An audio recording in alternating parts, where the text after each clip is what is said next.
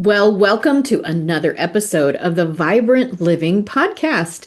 This is Donna, your host, and I have a special guest today. Bethany Stone is with me, and I've been looking forward to this one. Bethy and I met. We met at a mutual group that we are in. So, where do you live in the world? So I am in Idaho. I am in Rigby, Idaho. So not super populated over here, but very, very beautiful. It is such a beautiful state, and I think that the beauty of it is minimized. People aren't aware of it as much. So, yes, it is a beautiful state. So, tell us a little bit about yourself. So I am a master mindset and life skills coach.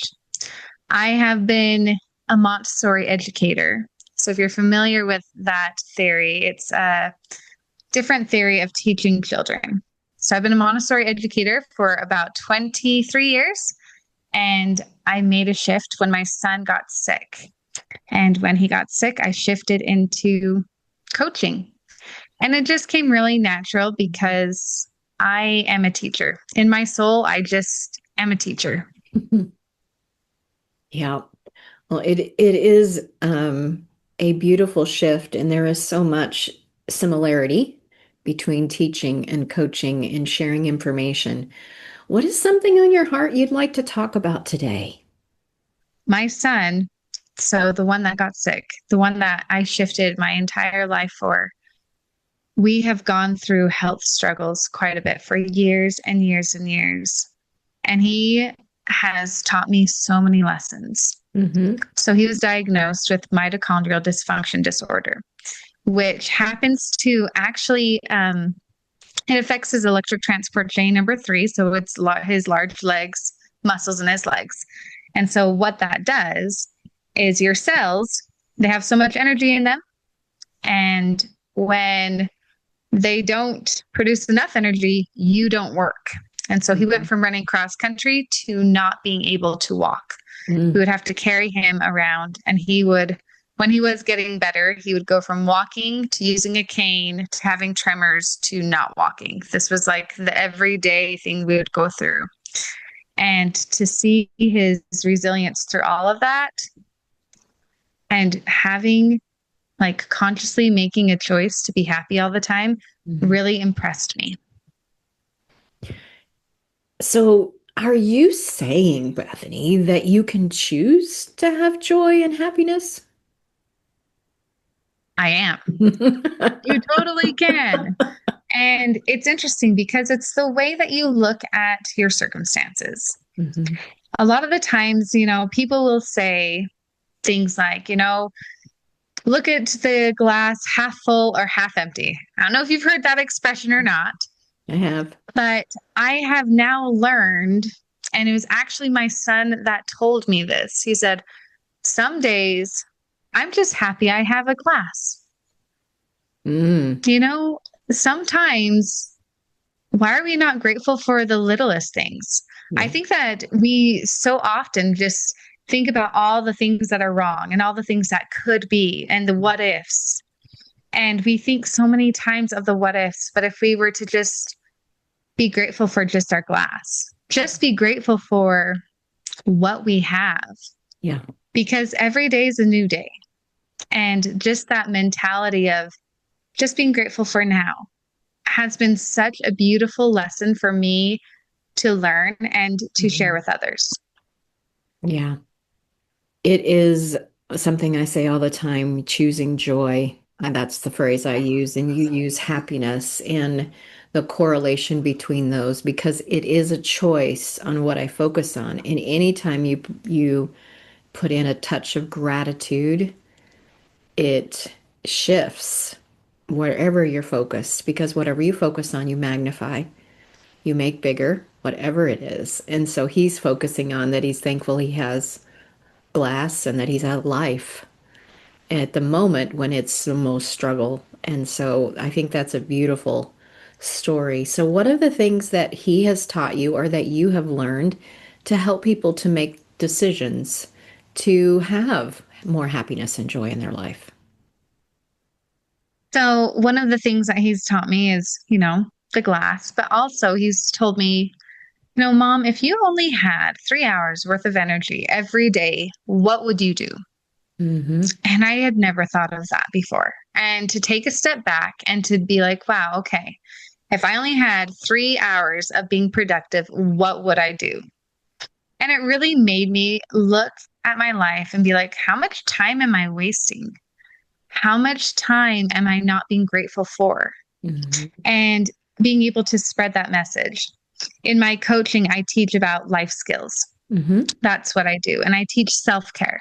So I teach life skills through self care. And with doing this and having this experience and having this now be part of me and living through this has opened my eyes tremendously because I have been able to, I actually have a diagram.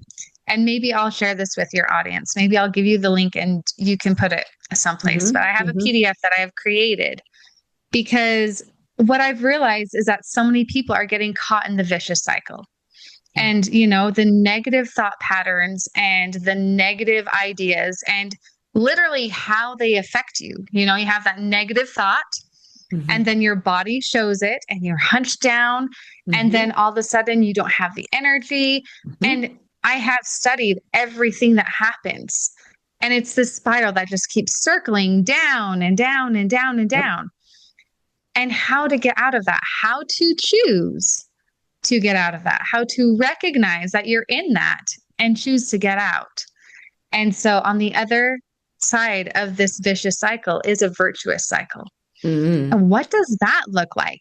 Mm-hmm. And so on this PDF, I like this visual because I am a visual person, Mm-hmm. but it says, how it literally gives you the keys on how to do that because you have to have a positive thought. But here's the trick. When you are in a negative mood, it is so difficult Yeah. to have that positive thought. It is so difficult to be like, and now I'm happy. No, Yes. no, let's be real. We're not doing that. Mm-hmm. But what can happen is because our minds and our bodies are connected, when you think a negative thought, your body acts negative thought like. When you act positive, even though your mind is not there yet, and you sit up tall and you put that smile on your face and you hold your head up high, guess what?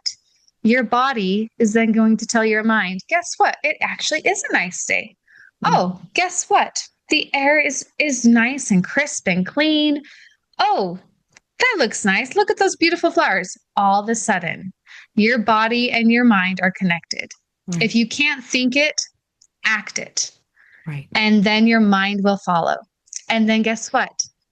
The key to the virtuous cycle is gratitude. To if you want to Mm-hmm. stay in that virtuous cycle and be able to have that ability to open up towards others, to have that ability to just connect and reach your goals and feel that, it literally is gratitude, being grateful for a cup, being grateful for a glass. Yeah. It doesn't have to have water in it. So that is something that I've learned about how to choose. And through this whole thing, I've been actually seen this and I've applied it into my life. We all are going to be in that vicious cycle continually. And it's about recognizing when you're in it and being able to jump out. And that is the difference. And gratitude is the key. But it gets easier. The more that you choose happiness or joy, the more that you choose to focus on what you're thankful for, when a negative thought happens, it doesn't land like it used to. Because we've actually changed our neural pathways in our brain when we began to focus that way. So noticing that, um, one of the things that I talk about is standing in a power pose with your arms raised up, as if you feel strong, or if you're laying down. I've done it laying down because it's like, but just moving your body or praising God in some form of actually moving your body shifts you. But it is a staircase from one thing to the other. If you think about what's one step I could take in that direction, instead of jumping to, I'm happy, and all of that, when maybe you're really sick and you can't really, mark, it isn't fake it till you make it. It's just choosing one small choice to be able It to is. move in that direction and move that way. So, tell us about your self care program, your buckets, and then I think you have something else coming up you wanted to share about too. I do. Thank you, Donna. So I have a program, and how I do my coaching is very unique because I am a teacher. And so I have everybody that does coaching with me do the same program, but then customize it to them as they go. Because every life skill that you need can be found in 5 different areas of self care. So I call them the buckets of self care. And the reason why is because there's that song, a children's song, and it goes, there's a hole in your bucket, dear Lila, dear Lila. I don't know if you've heard that song, but it just keeps going. And the whole time, they keep trying to fix this hole in their bucket, Hmm. and it just never gets fixed. And I feel like that is very much so our lives. Like, we keep trying and we to put things in our buckets and it just keeps falling out.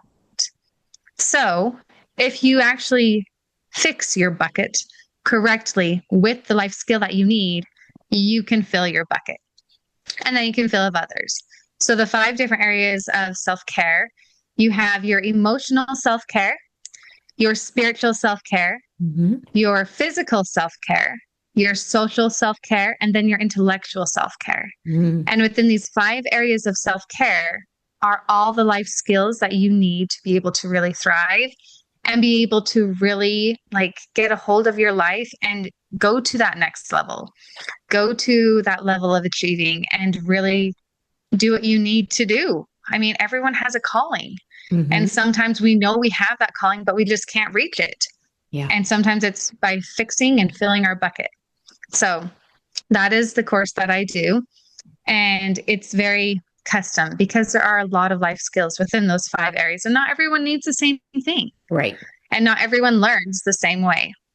And what I have that's exciting that is coming up is that I have a European river cruise that is happening next year in 2026, June 17th. And Hmm. actually, for the entire month of September, the cruise is going to give me $750 off to anyone that wants to join this river cruise, which is amazing.